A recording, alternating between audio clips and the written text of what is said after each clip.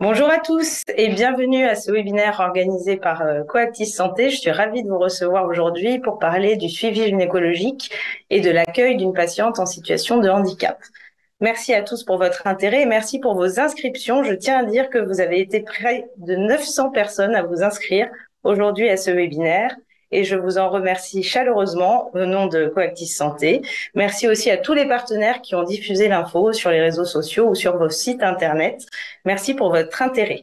Sachez que ce webinaire sera disponible en replay dès la semaine prochaine pour ceux qui ne peuvent pas suivre en direct et qu'il sera d'une durée d'une heure. Donc nous arrêterons à 14 heures et nous aurons 10 minutes de questions-réponses à la fin pour les poser à nos intervenantes. Donc n'hésitez pas à poser vos questions tout au long du webinaire à l'écrit. Vous avez la possibilité de poser des questions sur un chat qu'Anne-Charlotte et Odile, co-déléguées de l'association Coactis Santé, gèrent, et donc je les remercie ici puisqu'elles vous répondront en direct autant que possible pendant tout ce webinaire. Je remercie dès maintenant l'équipe technique, donc Jules et Clément, l'équipe qui assure la vélotypie et la personne aussi qui assure la traduction LSF pour vous pour ce webinaire.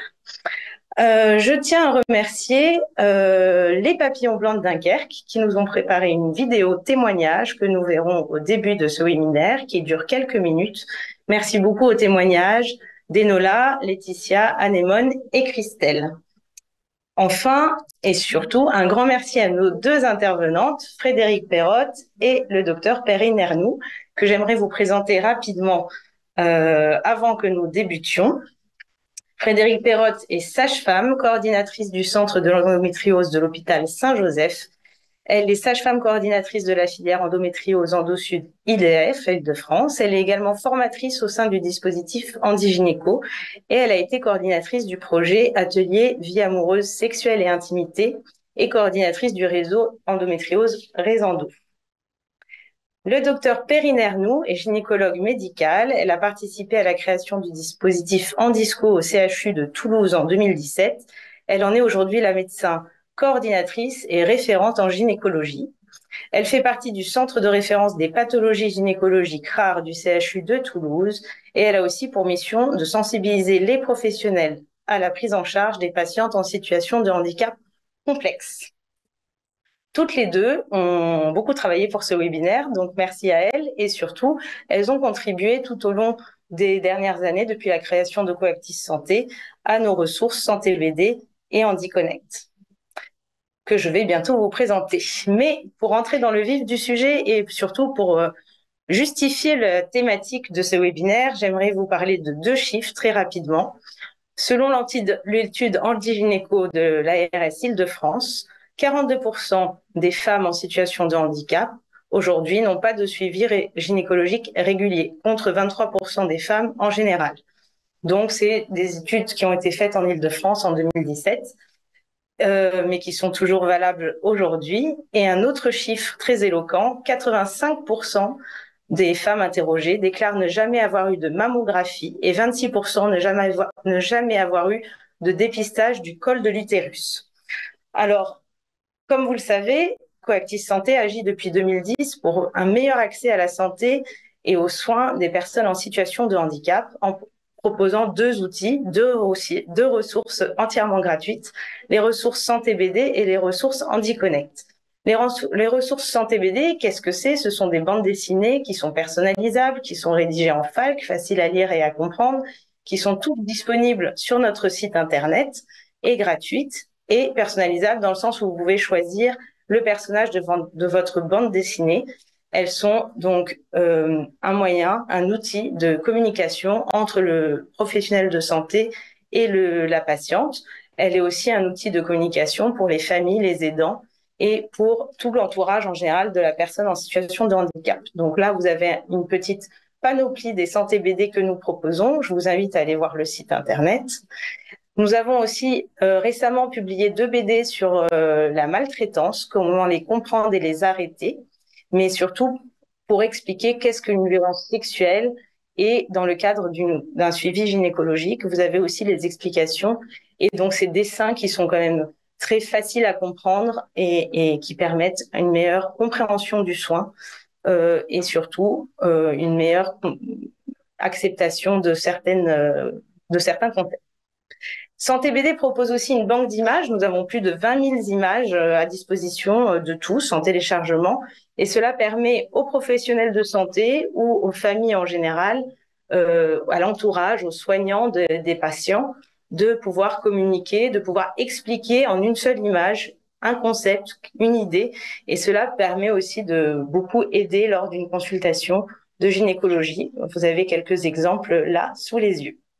Je passe à HandiConnect, qui est notre deuxième outil, notre deuxième solution concrète. En fait, HandiConnect, c'est un site, pour ceux qui ne connaissent pas, un site internet qui propose des ressources pour aider concrètement les professionnels de santé dans leur pratique quotidienne auprès des patients en situation de handicap. 3 choses à retenir pour HandiConnect. Ce sont des fiches conseils, il y en a plus de 60 aujourd'hui, un annuaire de formation sur toute la France, et un accès à l'expertise. C'est-à-dire que si vous avez une question spécifique, vous pouvez vous adresser au site HandiConnect et on vous donnera une expertise. Donc, concernant spécifiquement le suivi gynécologique des femmes en situation de handicap, HandiConnect propose 4 fiches conseils. Ce sont des fiches, il y en a pour le ou la gynécologue, la sage-femme, le médecin généraliste, le médecin traitant et le médecin coordinateur. Ces fiches permettent aussi de savoir quand passer le relais, quand on est face à une patiente en situation de handicap et selon quel handicap également. Et c'est aussi des conseils pratico-pratiques, une checklist par exemple au moment de la prise de rendez-vous que vous pouvez télécharger sur le site et qui peut vous, en tant que professionnel de santé, vous aider dans l'exercice de votre consultation. HandiConnect a aussi publié il y a quelques années une fiche sur la lutte contre les violences faites aux femmes en situation de handicap et spécifiquement les violences conjugales et sexuelles. Sachez que cette fiche est régulièrement mise à jour et qu'elle est faite avec un groupe d'experts. Comme toutes nos solutions et toutes nos ressources chez Coactis Santé, elles sont toujours co-construites. La co-construction fait totalement partie de notre ADN. Et donc, je voulais juste, avant de lancer ce webinaire, remercier tous les partenaires qui ont contribué à ces ressources, puisque nous travaillons toujours en co-construction et avec l'aide de tous. Donc, sans plus attendre, je vous propose maintenant de regarder la vidéo témoignage préparée par les Papillons Blancs de Dunkerque et avant la prise de parole de Frédéric Perrotte. Merci à Clément pour la vidéo.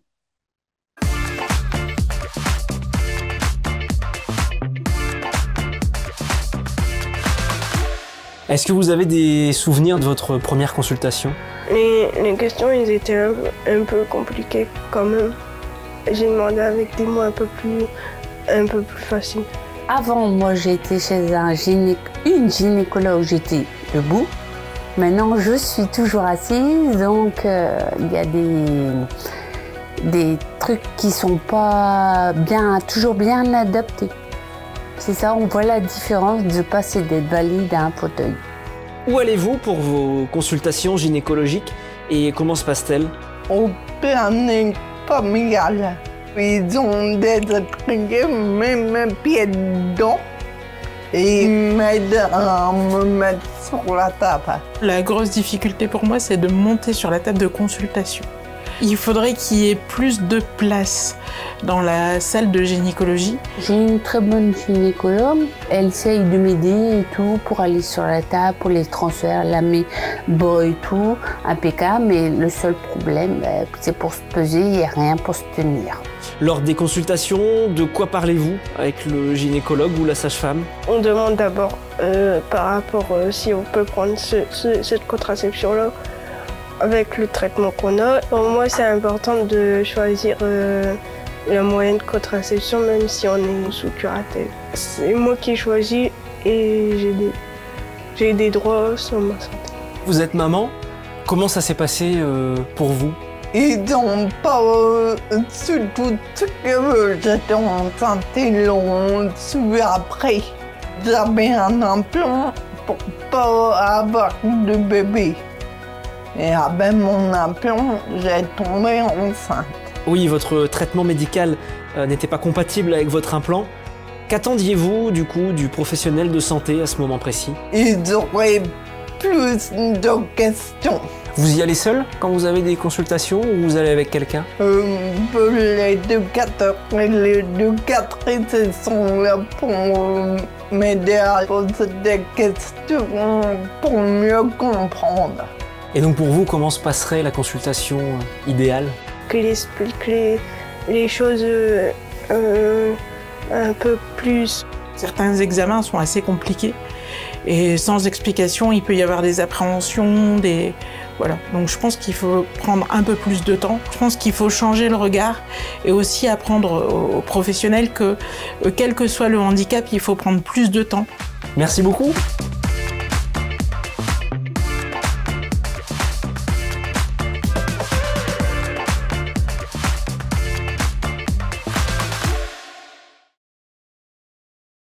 Merci beaucoup encore au Papillon Blanc de Dunkerque, à Peggy spécialement et à toutes les patientes qui ont témoigné dans cette vidéo. Je passe sans plus attendre la parole à Frédéric. Voilà, c'est bon. Bon. En 6 points, un peu de contexte et quelques chiffres, mais très rapides.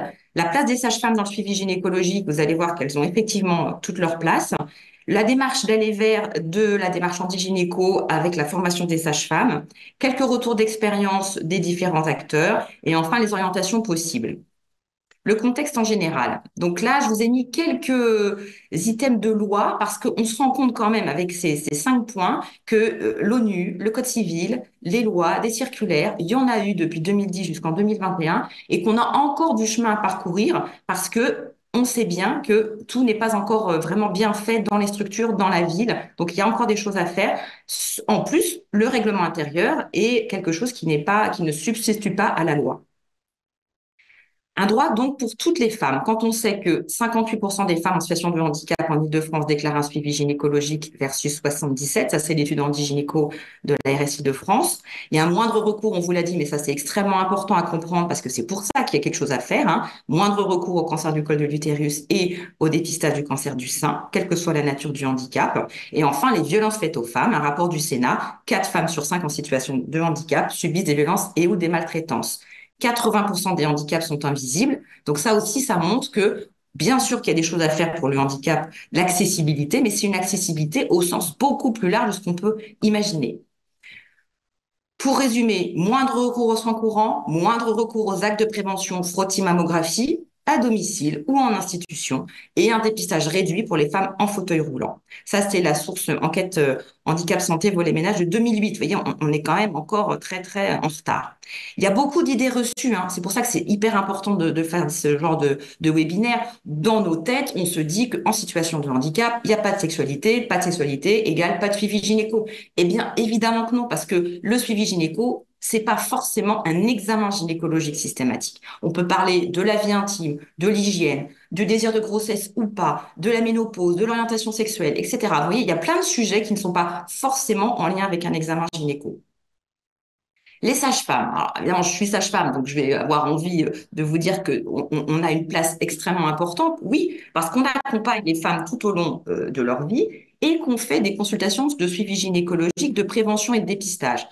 On peut faire des prescriptions des différentes méthodes contraceptives. On peut poser, retirer des stérilets et des implants, pratiquer l'échographie gynécologique, prescrire des examens complémentaires, dépister, traiter les IST. Et évidemment, on va orienter vers un médecin ou un autre professionnel de santé lorsqu'il existe une situation pathologique en dehors de notre champ de compétences. Donc, on travaille en collaboration et en réseau, et ça, c'est extrêmement important, quelle que soit la patiente. Et en situation de handicap aussi. On ne peut pas être des spécialistes de tous les types de handicap. La démarche d'aller vers avec les sages-femmes et anti-gynéco. Avant la démarche anti-gynéco, pour vous faire un résumé très court, il y a eu l'étude anti-gynéco et vous avez vu quelques chiffres qu'on vous a déjà donnés. Recensement de l'offre de soins dédiée obstétrique et gynéco, recueil et analyse des besoins. Donc, on a vu que 34% des femmes avaient un suivi gynéco régulier dans les structures, 85% n'avaient jamais mis de mammographie et 26% n'avaient jamais eu de frottis. 2018-2019, on va expérimenter les recommandations de cette étude qui disait peut-être que d'aller vers, ça allait faire des choses un peu plus simples pour les professionnels et les patientes.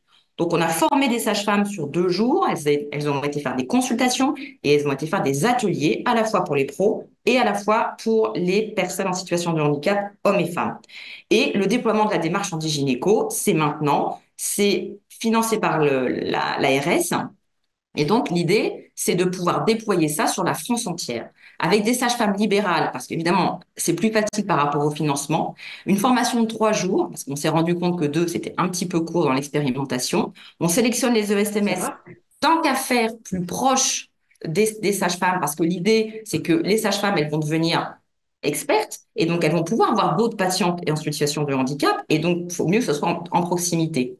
On met en place des consultations, les ateliers à destination des professionnels et des personnes en situation de handicap. On a créé une boîte à outils pour les sages-femmes et on a un chef de projet dans chaque région. Donc, on a commencé en Île-de-France, on a commencé aussi en Normandie avec le RSVA et la Bretagne avec Brest Santé Handicap. Ça, c'est des structures qui portent Handigynéco en pratique, la démarche Handigynéco. La formation. Pourquoi c'est important la formation? Parce que évidemment que moi, je suis plutôt une vieille sage-femme, mais j'ai absolument pas appris du tout le handicap dans mes études. La gynécologie, oui, un petit peu et encore. Donc, vous voyez, c'est important de rassurer les professionnels de santé sur leurs propres compétences. Et on n'est pas censé tout savoir. Par contre, c'est quand je sais pas, ben, je le dis. Et puis après, vers qui je peux orienter pour pouvoir faire un accompagnement qui va être à la fois pluridisciplinaire et pertinent. La formation, elle est gratuite en signant la convention. Les sages-femmes, elles vont s'engager dans des structures, avoir des patientes, une consultation par an et par femme pendant 4 ans, en sachant qu'évidemment, si vous déménagez avant les 4 ans, évidemment, vous arrêtez la convention, ça, c'est pas un souci. Vous allez avoir 4 ateliers dans les structures pour les pros et autant d'ateliers que les personnes en situation de handicap voudront le faire. Il y a le financement de la sécurité sociale là-dessus et une rémunération complémentaire parce que c'est des consultations longues de 1 heure, de 52 euros par consultation par an et par femme et de 50 euros de l'heure pour les ateliers. La prochaine session, 18, 19, 20 mars, il reste une place. Septembre, c'est disponible. Vous avez envie de vous engager sur l'Île-de-France et si c'est d'autres régions de France, contactez-moi aussi. En tout cas, vous avez aussi le lien ici. La formation, les sages-femmes, qu'est-ce qu'elles en disent? Que c'est bienveillant, que c'est interactif, qu'on est à égalité. Le binôme de formateurs qui sont Olivier Couder, qui est psychologue, et moi-même, on a un regard croisé extrêmement pertinent. Puis je connais bien le projet aussi, donc ça facilite aussi les choses. On travaille en groupe, on fait des jeux de rôle. Vous voyez, donc tout ça, c'est des avantages aussi à cette formation. Le matériel, on se sert de tout ce qui existe. Voilà, les fiches conseils HandiConnect, la bande d'images santé BD hyper important, des tabliers qui sont plutôt faits en Belgique aussi, qui sont extraordinaires, et puis d'autres petites choses que les sages-femmes fabriquent d'elles-mêmes. Vous voyez le petit bonhomme avec les petits scratchs sur les zones intimes. Et on a créé une plateforme Parcourou avec une boîte à outils qui va être adaptée à chaque région, avec des ressources locales et puis des ressources avec des rubriques évidemment nationales. Les sages-femmes, pourquoi c'est intéressant? Parce qu'elles vont développer des compétences professionnelles nouvelles et vraiment le message que je voudrais vous faire passer, c'est que tout ce qu'on apprend pour les femmes en situation de handicap, ça sert pour tout le monde. Et que la posture du counseling, des outils du counseling dont on se sert pour la formation, j'ai trouvé que c'était vraiment la meilleure méthode pour justement être dans cette relation d'aide et mobiliser les ressources pour faire face à un événement de la personne qui est en face de vous. Donc on va apprendre comment communiquer, on va apprendre que dire et que ne pas dire. On va prendre son temps, quel que soit le type de handicap, être à l'écoute, valoriser les compétences des personnes, relancer de l'estime de soi, vocabulaire adapté, outils de communication. On choisit celui qui nous correspond le mieux. Il y en a beaucoup des outils de communication. C'est quoi celui qui me parle le plus? Et on échange dans la consultation aussi. L'aide de l'équipe et des aidants, en faisant attention aux violences. Et puis, vous voyez que tout ça, finalement, ça sert toutes les consultations pour toutes les femmes.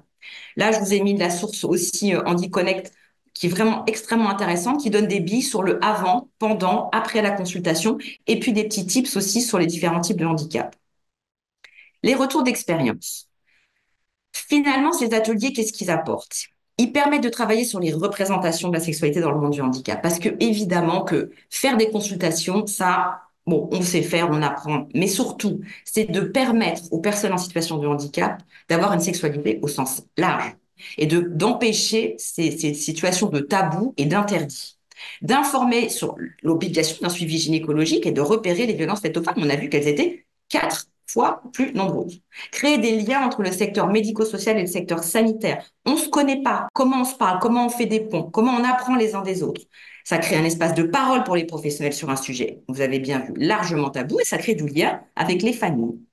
Les sages-femmes, qu'est-ce qu'elles en disent? La relation avec la structure est une relation de confiance mutuelle. C'est important quand il faut trouver l'équilibre entre l'importance du suivi la volonté des patientes et l'avis des familles. On travaille tous ensemble. Les ESMS, ils sont plutôt super contents qu'on fasse ça. Ils trouvent que c'est une réponse adaptée aux besoins. Il y a un soutien des équipes. La problématique, c'est un peu le turnover des équipes. Et, je vous l'ai dit, les freins liés aux représentations. Les ateliers qui sont destinés aux hommes et aux femmes en situation de handicap, qu'est-ce que ça apporte? Une libération de la parole. Même s'il y a des choses qui peuvent être faites dans les structures, le fait que ce soit quelqu'un de l'extérieur qui soit là, ça change aussi le regard et la donne. On anime avec des outils pour favoriser ces échanges, l'écoute et la relation d'aide, et on informe. Alors là, on change un peu de la posture du counseling. On va informer, sensibiliser sur la vie affective et sexuelle, les violences faites aux femmes, le suivi gynéco, la parentalité possible ou impossible, le consentement, évidemment. C'est quoi les orientations? Évidemment, on n'est pas tout seul, jamais. C'est pour ça qu'il faut travailler en collaboration, en réseau. Les centres Intimagir, ceux qui se sont créés, et vous en avez sur toute la France avec le lien qu'on vous a mis ici, vous pourrez récupérer, ils vont permettre ça. Ils vont écouter, informer, orienter à la fois les personnes en situation de handicap et à la fois les professionnels de santé. Donc, c'est des ressources extraordinaires. L'annuaire-santé.fr, remplissez-le, c'est pareil, c'est comme ça qu'on va avoir de l'information d'accessibilité. Et vous avez compris, ce n'est pas que l'accessibilité fauteuil roulant. Et les consultations dédiées handicap, qui s'appellent quelquefois Handi Accès, Handi Consulte. C'est ce dont va vous parler Perrine après, c'est gradation des soins. Je ne sais plus faire moi après, quand je suis dans la structure avec ma patiente, eh ben, j'ai des Handi Consultes qui vont m'aider parce que il va falloir faire d'autres styles et avoir du matériel un peu plus élaboré pour pouvoir faire un accompagnement de qualité et pertinent par rapport à l'âge de la patiente. Je vous remercie beaucoup de votre attention. Merci Frédéric. C'est nous qui vous remercions pour cette belle présentation et tout ce travail. Je passe sans plus attendre la parole au docteur Perrine Ernoult. Et à la fin de l'intervention du docteur Perrine Ernoult, nous aurons un temps d'échange entre vous.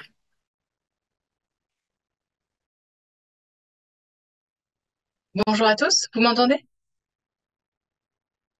Oui, très bien, très bien. D'accord, pardon, excusez-moi.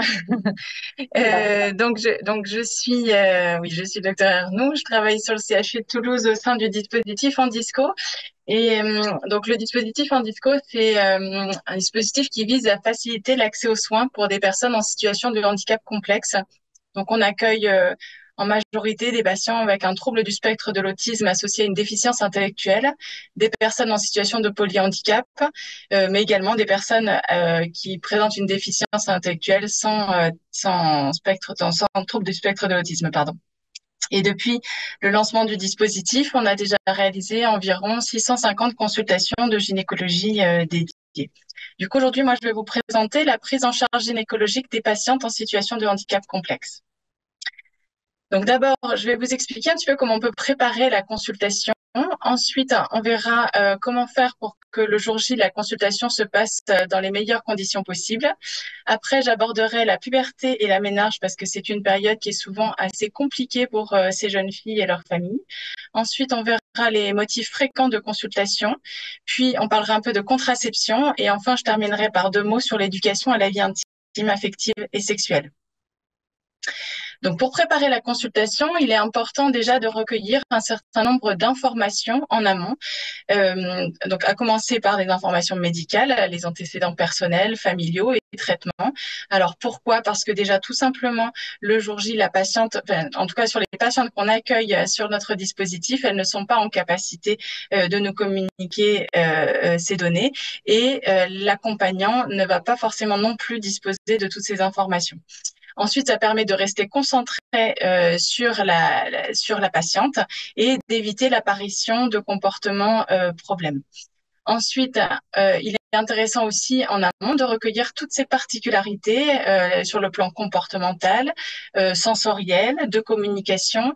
Donc, ce que j'entends par là, c'est par exemple comment va réagir la personne en cas de stress, en cas de douleur, comment elle communique, est-ce qu'elle est verbale, est-ce que elle a des méthodes de communication alternatives, etc. On s'intéresse aussi beaucoup à ces centres d'intérêt, aux moyens d'apaisement qui peuvent être connus chez cette personne et qui fonctionnent. Et puis également, on peut demander s'il est utilisé auprès d'elle des renforçateurs positifs, pardon. Alors le renforcement positif, c'est le fait de présenter une conséquence agréable pour venir soutenir le comportement, c'est-à-dire favoriser le fait qu'il se reproduise ou qu'il se maintienne. Ensuite, on va aussi préparer la personne avant sa venue. Alors pour ça, vous avez des séquentiels qui ont été établis, par exemple par Santé BD, mais vous pouvez aussi télécharger sur Internet des pictogrammes. Il existe des banques de pictogrammes qui sont en libre accès pour pouvoir représenter par exemple les différents temps de l'examen. Vous pouvez aussi communiquer des photos des lieux et des professionnels. L'idée étant de réduire l'inconnu finalement et du coup de diminuer l'anxiété de la personne. Quand il y a des situations qui sont vraiment très compliquées, ce qu'on peut faire aussi, c'est proposer déjà des consultations blanches. Ça veut dire que la personne va venir sur le lieu de consultation, mais qu'on ne va pas la toucher. On va lui présenter les lieux, les professionnels, le matériel qui peut être utilisé. Et puis, on reprogramme ensuite, dans un second temps, la consultation pour la réalisation de l'examen si elle est d'accord. On peut aussi proposer ce qu'on appelle de l'habituation aux soins. Donc là, ça consiste à diviser un soin en différentes séquences qui vont être proposées de façon répétée et régulière à la personne, sans jamais la forcer ni la contenir, et en l'associant à une expérience agréable. Et on fait ça jusqu'à ce que la personne soit capable de réaliser l'ensemble du soin sans difficulté. Ensuite, donc le jour J, il faut vraiment veiller à ne pas faire attendre la personne. Donc l'idéal étant de la placer plutôt en début de consultation, par exemple. Parce que le fait qu'elle attende va majorer son anxiété et risque de faire apparaître des comportements difficiles qui peuvent compromettre derrière la réalisation de la consultation. Ensuite, il faut essayer de la recevoir dans un environnement calme. Et là, il faudra faire attention au bruit, à la luminosité et aussi à ne pas trop s'agiter autour d'elle. Il vaut mieux avoir préparé en amont, par exemple, son matériel, etc. Il faut parler doucement et ajuster aussi le contact physique parce que certaines personnes ne vont pas supporter du tout qu'on les touche, d'autres vont être au contraire en recherche de contact, mais ça peut être par exemple plutôt sous forme de pression profonde et qu'elle ne supporte pas l'effleurement. Donc ça, c'est des choses qui sont intéressantes à connaître en amont. Après, l'idéal est qu'elle soit accompagnée par une personne qui la connaisse bien et qui puisse aider le professionnel le jour J en guidant un peu sur les réactions attendues, etc. Après, moi, j'utilise souvent les centres d'intérêt de la personne pour venir la chercher, entrer en contact avec elle, parce que ça permet de la mettre tout de suite en confiance. Après, je crois que c'est vraiment très important pour ces consultations de savoir prendre son temps. Je sais que c'est pas tellement dans l'air du temps, mais en fait, ça va vraiment être un facteur clé de réussite de ces consultations. Il faut essayer de ne pas exclure la personne des échanges qui sont faits en consultation. Et pour ça, on peut s'appuyer sur ces moyens de communication habituels s'ils sont disponibles. Si c'est pas le cas, il faut vraiment utiliser du visuel, formuler des phrases courtes en utilisant des mots simples pour faciliter la compréhension.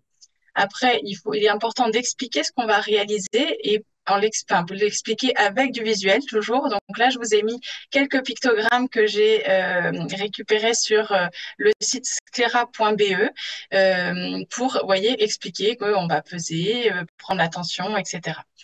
Après, il faut aussi accepter que l'examen se passe pas forcément de façon très habituelle. Et pour vous donner un exemple, j'avais une patiente qui avait besoin, entre chaque temps d'examen, de se relever, de faire le tour de la pièce en faisant des mouvements respiratoires assez amples et tout ça. Mais à chaque fois, après, elle se rasseyait sur le fauteuil d'examen. On pouvait passer à l'étape d'après jusqu'à ce qu'elle se relève, etc. Alors, on pourrait se dire que c'est de la perte de temps, etc., qu'on voudrait accélérer les choses. Mais en réalité, ce sont des stratégies qu'elle a mis en place par elle-même pour essayer de canaliser son anxiété. Et si on ne respecte pas ça, finalement, il y a de fortes chances qu'on aboutisse à un échec de la consultation. Après, il y a d'autres moyens d'apaisement qu'on peut utiliser et je vous encourage notamment à utiliser la musique. Alors, non pas le fait de télécharger une musique de relaxation. L'idée est plutôt d'essayer de connaître ce qu'elle aime et ce qu'elle a l'habitude d'écouter pour recréer en fait un climat un peu familier dans cette consultation et la rassurer. Et après, donc on peut utiliser aussi des renforçateurs positifs. Donc un de ces renforçateurs positifs peut être le fait de la féliciter, de la valoriser. Certains sont très sensibles à tout ça, mais ça peut être aussi, par exemple, un chocolat si elle adore le chocolat. Alors les renforçateurs alimentaires, on les évite quand c'est du quotidien parce que c'est rarement des choses qui conduisent à une alimentation très équilibrée, mais sur une consultation qui est comme ça très ponctuelle, ça peut être très utile et en plus, si elle y a peu accès, ça fonctionnera très bien. Alors, la puberté et la ménarche, donc comme je vous disais tout à l'heure, ce sont des périodes, enfin, c'est une période qui est souvent compliquée pour ces jeunes filles et pour leurs familles. Et d'ailleurs, les mères des jeunes filles qui ont un trouble du spectre de l'autisme sont souvent très en demande de conseils pour préparer l'arrivée des règles. Encore plus, enfin, il y a une étude qui a montré que c'était encore plus le cas quand les patientes étaient non-verbales ou bien qu'elles avaient un trouble du déficit de l'attention avec ou sans hyperactivité associé. Et leurs principales inquiétudes sont de voir apparaître des changements de comportement cycliques, de ne pas être capable de repérer une dysménorrhée ou de voir une augmentation de la gravité de l'incapacité. Alors j'entends par là le fait que, par exemple, une jeune fille peut avoir acquis la propreté et être parfaitement autonome pour se rendre aux toilettes, etc. Mais elle ne sera pas forcément pour autant capable de gérer ces changements de protection. Et du coup, si on doit faire réintervenir une tierce personne, ça peut être mal vécu par la famille, parce qu'on sait que ce sont des jeunes filles qui sont déjà très vulnérables. Alors, ces familles, si elles viennent vous en parler et que vous n'êtes pas à l'aise avec ces questions, vous allez encore plus majorer leur anxiété. Donc, ce qu'on peut leur expliquer déjà, c'est qu'on n'a pas besoin, enfin, on va pas mettre en place, de traitement hormonal avant l'arrivée des règles parce que c'est une période qui est très importante pour la croissance et l'acquisition osseuse et qu'il ne faut pas la perturber et parce qu'on a besoin de surveiller l'évolution de la puberté et l'installation des règles. Par contre, ce qu'on peut faire, c'est bien leur expliquer la chronologie de la puberté. L'idéal serait de retrouver le moment où est apparu le bourgeon mammaire qui marque l'entrée dans la puberté. Et on sait qu'à partir de là, les règles arriveront à peu près 2 ans, 2 ans et demi après. Donc, ça leur permet d'anticiper les choses. C'est bien aussi de leur expliquer un petit peu à quoi ça correspond, les règles, pour lever certaines représentations qui peuvent les inquiéter, etc. Et puis, je crois que c'est bien aussi de les encourager à l'apprentissage de la gestion des changements de protection en amont, enfin je veux dire avant que les règles ne soient là, parce que c'est un apprentissage qui va prendre du temps et que c'est mieux de ne pas le faire dans l'urgence au moment où les règles sont déjà présentes. Alors maintenant, on dispose des culottes de règles qui facilitent quand même beaucoup les choses. Jusqu'à présent, ça avait un coût quand même assez important, donc ça pouvait être limitant pour certaines familles. Mais a priori, dans la nouvelle loi de financement de la sécurité sociale, il devrait y avoir un remboursement de ces culottes de règles dans le courant de l'année pour les jeunes filles qui ont moins de 26 ans. Après, il faut penser à leur proposer la vaccination contre le papillomavirus, qui est beaucoup moins proposée chez ces jeunes filles à l'heure actuelle, alors que ce n'est pas à nous de préjuger en fait de leur sexualité future. On est là pour faire de la prévention comme avec toutes les autres femmes.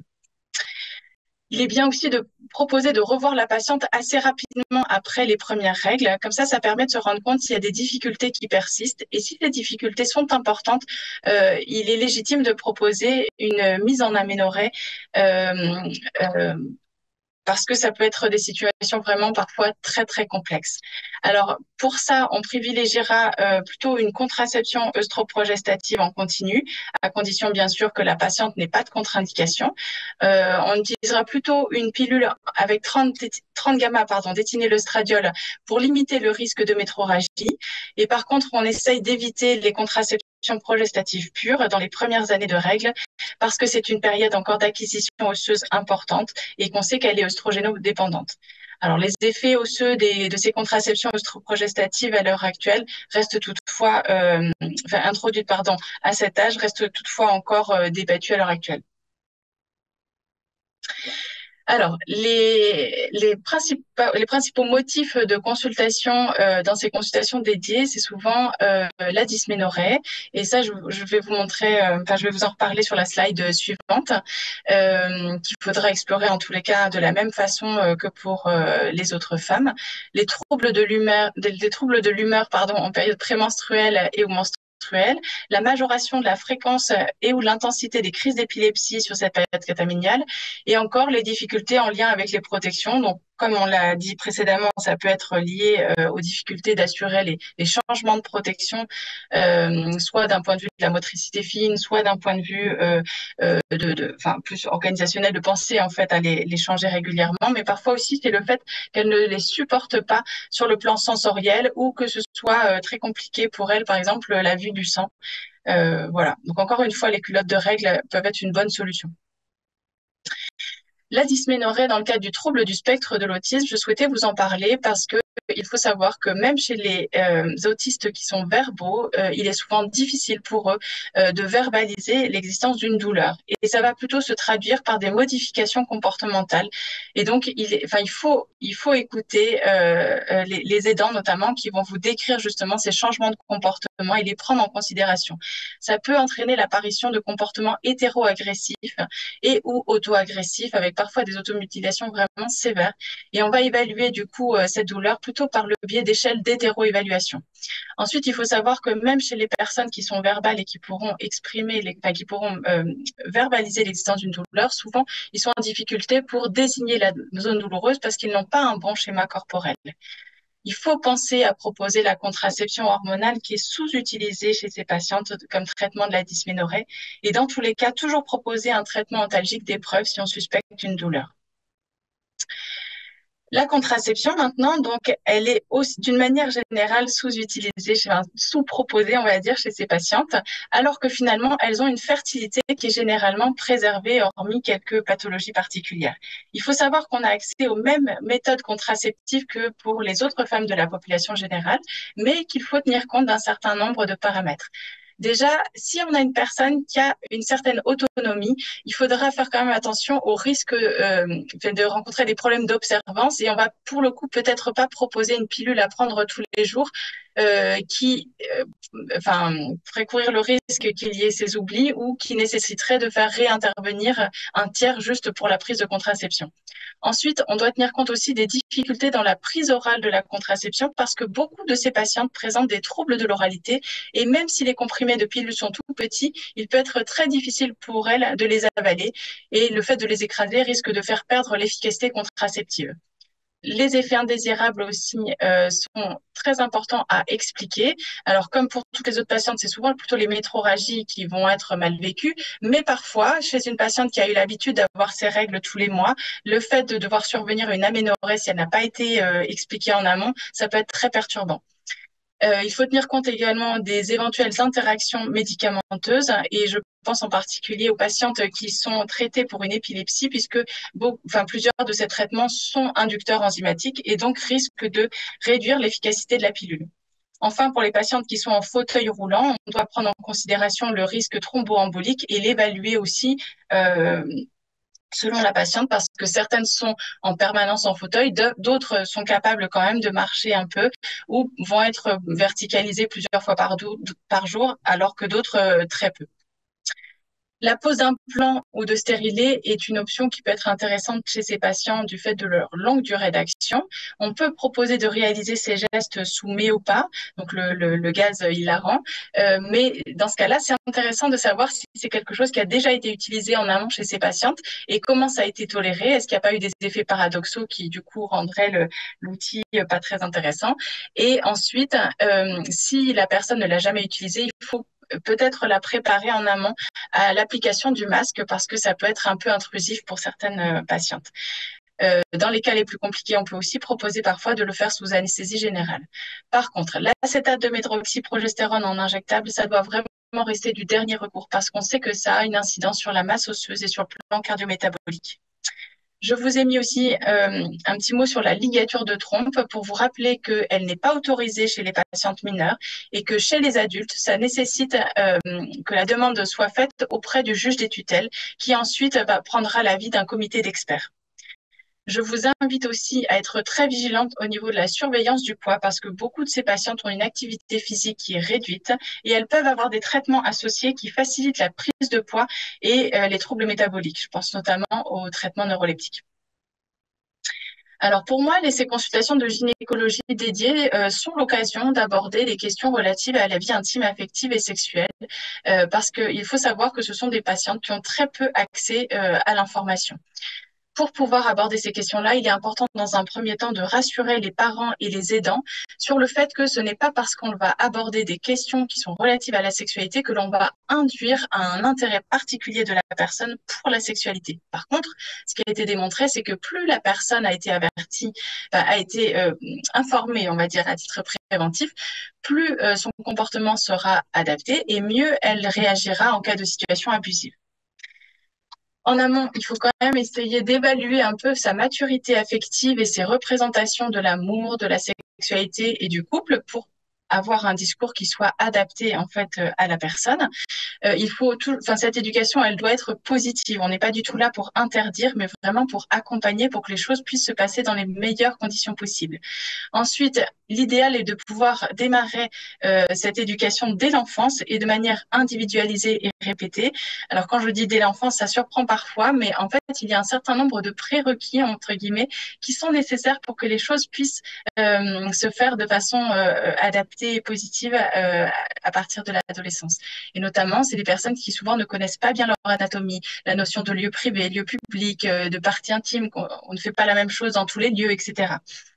Il faut donc adapter, on a dit, son discours au niveau de compréhension de la personne et toujours s'appuyer sur du visuel. J'en reviens toujours à ça. Et donner une information qui soit claire et explicite. Ce sont des personnes qui ne comprennent pas bien les sous-entendus. Donc, en conclusion, il faut savoir créer un climat rassurant pour la consultation, prendre son temps et ne pas hésiter à revoir la personne plusieurs fois si c'est nécessaire. Toujours essayer d'inclure la patiente dans la discussion en utilisant des supports qui sont adaptés. Penser à proposer la contraception, que ce soit pour la contraception en elle-même ou pour les bénéfices non contraceptifs, et promouvoir cette éducation à la vie intime, affective et sexuelle dès l'enfance et de façon répétée pour prévenir la survenue de comportements sexuels inadaptés, pour les aider à faire face à des situations abusives et on sait que c'est une population très vulnérable, comme l'a dit tout à l'heure Madame Perrotte, et ensuite leur permettre d'accéder à une sexualité dans de bonnes conditions. Voilà, je vous remercie de votre attention et je voulais vous dire que si certains d'entre vous sont intéressés par cette question de la vie intime, affective et sexuelle au cours des consultations, il y a prochainement les 16 et 17 mai à Montpellier, les prochaines journées de la Société française des consultations dédiées au handicap, où il y aura une table ronde sur ce sujet. Voilà, merci beaucoup. Merci Perrine, c'est nous qui vous remercions. Merci Frédéric, merci à toutes les deux d'avoir fortement travaillé pour ce webinaire. Est-ce que vous avez tout d'abord toutes les deux quelque chose à rajouter? Vous avez tenu vos délais, vos temps, donc merci pour ça. Est-ce que Frédéric, vous avez des choses à dire par rapport à votre présentation avant qu'on passe aux questions? Juste ajouter, alors c'est pas tellement par rapport à ma présentation, mais plutôt par rapport à mon expérience, en tout cas, ajouter que vraiment, moi en tant que sage-femme, ça m'a transformée et que je fais plus du tout la même pratique professionnelle après et avant, en tout cas tout ce que de travailler sur anti-gynéco et de rencontrer des femmes en situation de handicap et de faire les formations aussi, de regarder comment la posture du counseling. En tout cas, ça a vraiment changé ma façon de travailler avec tout le monde. Donc, c'est passionnant. J'en doute pas. Et en fait, les webinaires que Coactis Santé organise sont aussi là pour ça, pour destiner aux professionnels de santé, bien sûr, mais c'est un lieu de partage d'expériences, de conseils et d'encouragement mutuel. Frédéric, je rebondis là-dessus parce qu'on a eu des interventions sur le chat. Est-ce que c'est normal qu'une sage-femme aujourd'hui refuse une personne en situation de handicap? Est-ce qu'elle a le droit ou comment faire quand on est face à un refus? Ah oui, ça, non, a priori, elle n'a pas le droit, mais comme tout professionnel de santé, on n'est pas censé dire non à une consultation. Après, on peut essayer de comprendre pour essayer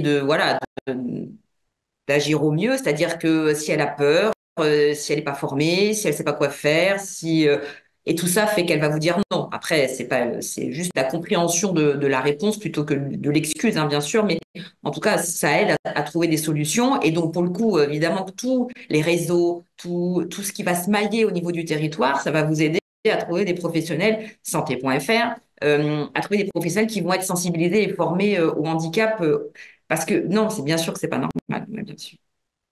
Je sais pas si j'ai... Est-ce qu'il faut avoir, je rebondis encore parce qu'on a une autre question, est-ce qu'il faut avoir une prescription pour aller voir une sage-femme en libéral hors grossesse?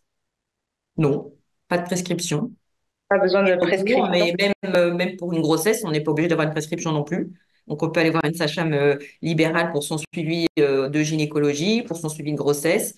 Voilà, tout ce que j'ai raconté comme compétences, en sachant que, bien sûr, ça n'exclut absolument pas tous les autres professionnels, dont les médecins. On n'est pas tout seul et on n'est pas des médecins, on est des sages-femmes avec des compétences médicales, mais voilà, on n'est pas des médecins pour autant. Donc, c'est vraiment très important de travailler tous ensemble, mais il y a des choses qu'on sait faire, eh ben, tant qu'à faire, autant les faire. Merci beaucoup. Et enfin, une dernière question pour vous, Frédéric. Est-ce que vous travaillez avec les SAPPH, les services d'accompagnement à la parentalité pour personnes en situation de handicap? Ah oui, bien sûr, bien sûr. Alors là, vous avez vu, je vous ai parlé de la gynéco, mais évidemment que gynéco-parentalité, ça a quand même un petit lien.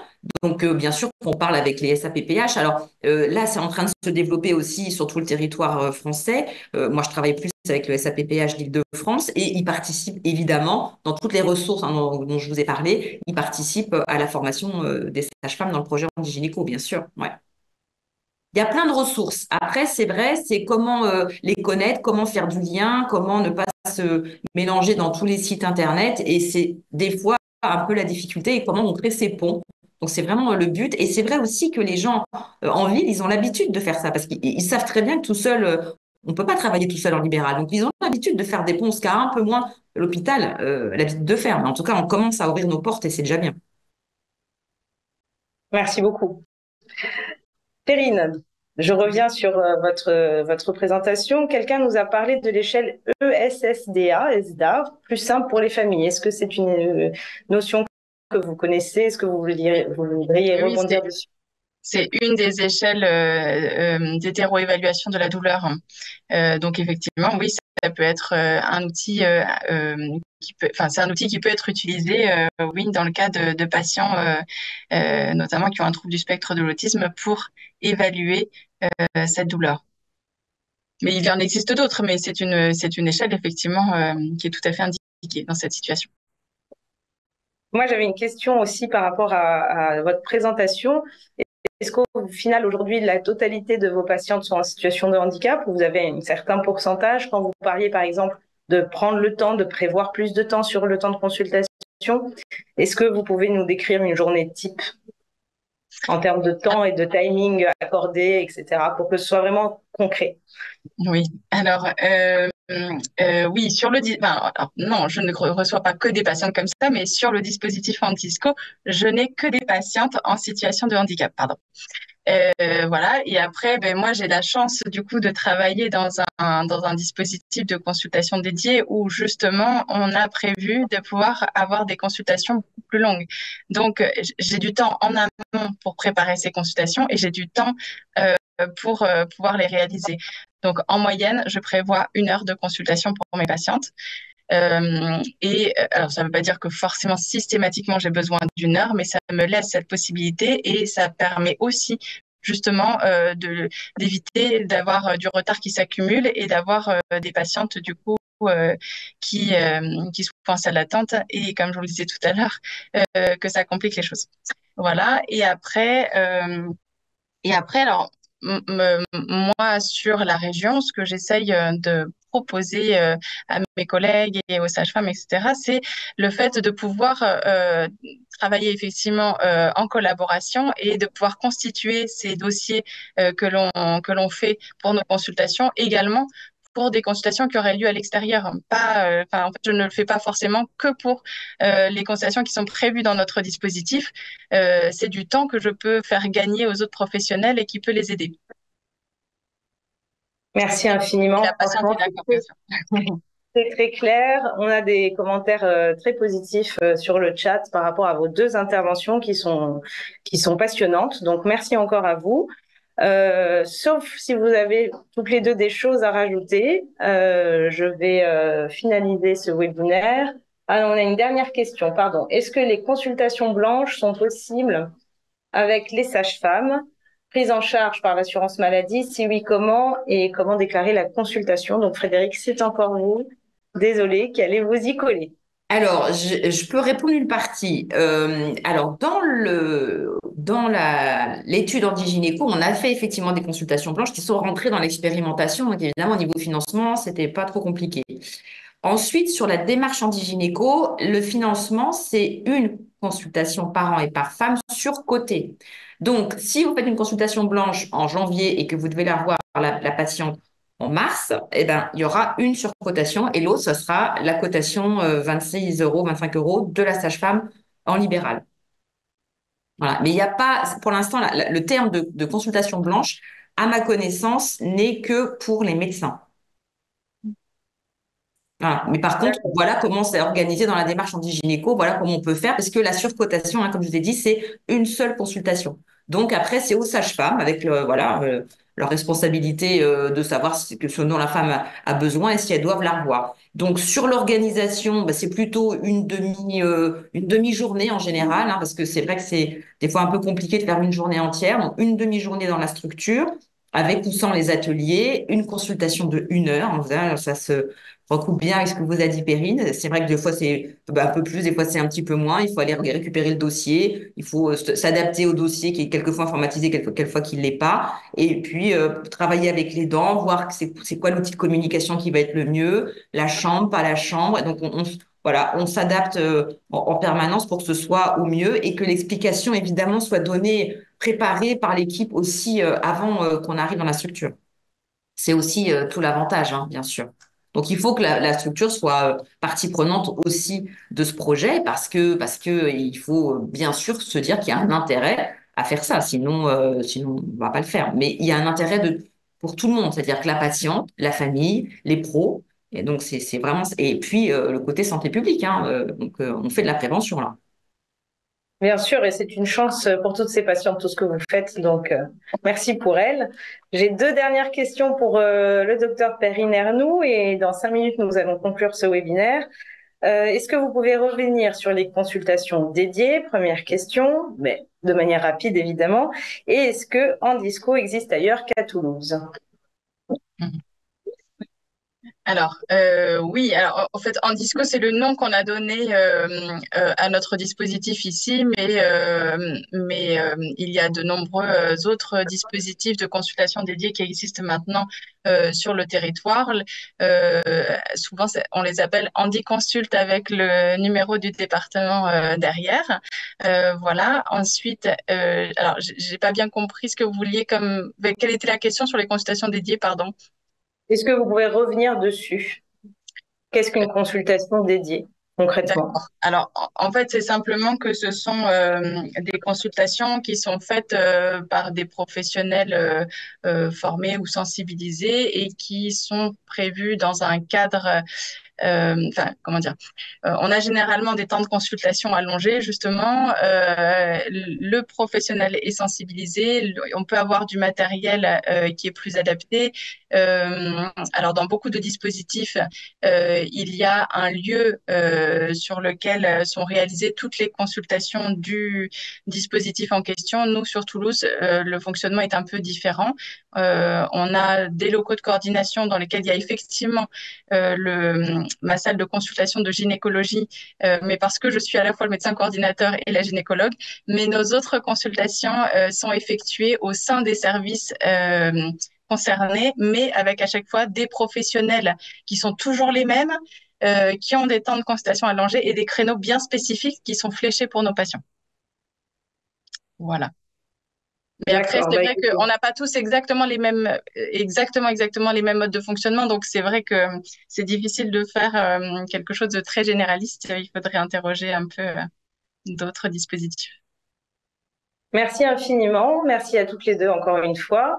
Merci à toute l'équipe de Coactis Santé qui a organisé ce webinaire et encore une fois à toute l'équipe derrière, l'équipe technique. Je vais revenir 3 secondes sur notre programme de webinaire pour cette année. Comme vous pouvez le voir, donc les 2 premiers ont été réalisés et le prochain, on vous donne rendez-vous le 4 avril 2024 pour l'habituation aux soins des personnes en situation de handicap. Vous avez le programme sous les yeux, n'hésitez pas à aller faire un tour sur notre site internet et nos réseaux sociaux.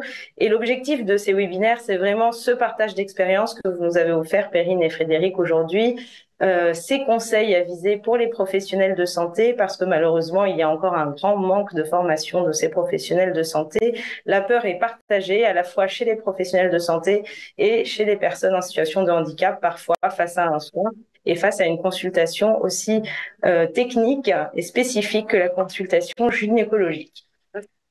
Finalement, je vous remercie tous et surtout, je remercie nos partenaires financiers sans qui nous ne pourrons pas exercer notre mission et vous proposer toutes ces ressources gratuites encore une fois. Donc, merci à tous et à très bientôt.